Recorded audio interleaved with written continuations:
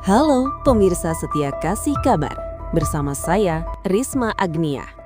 Dan kali ini, sebuah pengakuan yang bikin publik bukan hanya kaget, tapi juga terdiam. Bayangkan, seorang pria, seorang pengusaha, mengaku rela bersujud, bahkan mencium kaki, demi satu hal, perdamaian. Nama itu adalah Insanul Fahmi. Dalam podcast dan pernyataan terbarunya, Insanul Fahmi secara terbuka menyampaikan keseriusannya meminta maaf kepada istri pertamanya, Wardah Tina Mawa. Bukan sekadar kata maaf, bukan juga sekadar pernyataan normatif. Lewat kuasa hukumnya, Insanul Fahmi disebut siap merendahkan diri di hadapan keluarga besar Mawa. Bahkan, mengaku bersedia bersujud di kaki sang istri sah sebagai bentuk penyesalan dan itikat baik. Sebuah pernyataan yang jujur saja tidak biasa. Kuasa hukumnya menyebut bahwa Mawa hingga kini masih merupakan istri sah yang secara hukum dan batin masih melekat dalam diri Insanul Fahmi. Namun masalahnya bukan cuma soal ego. Menurut pengakuan Insanul Fahmi, jalur komunikasi pribadinya dengan Mawa selama ini disebut terhambat. Ia merasa setiap upaya untuk bertemu, untuk berbicara baik-baik, selalu mentok. Dan disinilah narasi menjadi makin panas. Insanul Fahmi menduga ada pihak-pihak tertentu yang sengaja memperkeruh keadaan.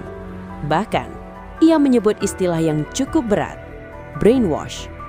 Menurutnya, sikap Wardah Tina Mawa yang menolak upaya perdamaian bukan sepenuhnya murni keputusan pribadi, melainkan dipengaruhi oknum yang diduga punya kepentingan tertentu.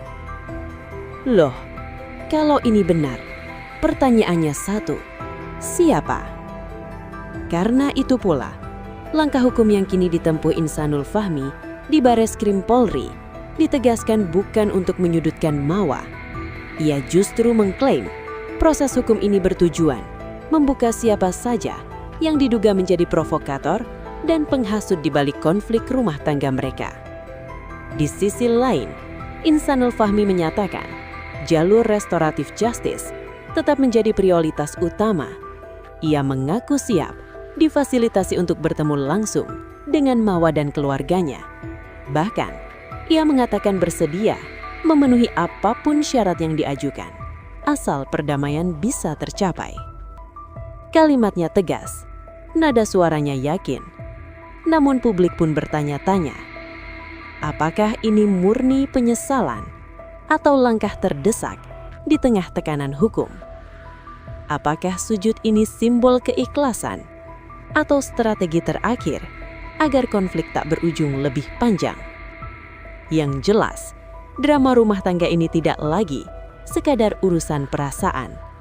Ia sudah masuk wilayah hukum, opini publik, dan dugaan manipulasi. Kami di Kasih Kabar akan terus mengawal kasus ini, karena di balik kata damai, kadang tersembunyi cerita yang jauh lebih rumit.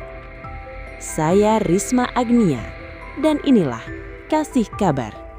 Tetap kritis, tetap jernih, karena tidak semua permintaan maaf lahir dari tempat yang sama.